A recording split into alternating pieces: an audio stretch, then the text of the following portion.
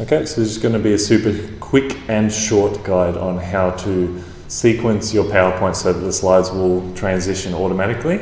You can either do a standard set, like for Pecha Kucha technically is 20 seconds by 20 images for a total of 6 minutes and 40 seconds, or if you're more organized, like myself, you can record your speech and work out how long each section takes and then set a timing for that slide. So let's say 13 seconds on the introduction, 25 seconds on the second, and so on, just to give you a really good strict way of pacing the way that you're doing things. Okay, so this is actually how you do it. So this is a previous student's example of one.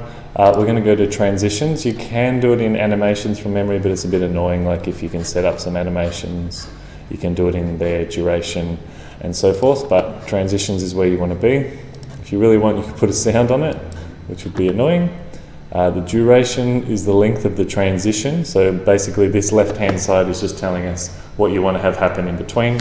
So for us, let's say, I don't know, glitter, for example, will apply to all. And we're going to set it really short. So we've got hours, minutes, and then milliseconds, I guess, is what we're looking at here. So we're going to set it really, really small, 0, 0, 0, 0, 0, 10, let's say. And then we're going to press F5, which is what you press to present the screen.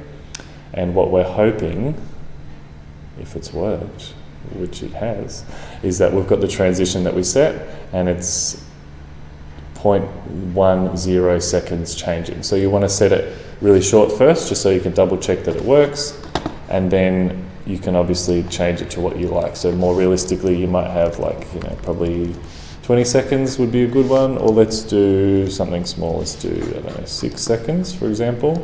Apply to all, and then as before, we'll just press F5 and then present to test it out, and we can count 5, 4, 3, 2, 1, get a rough idea of how long it takes.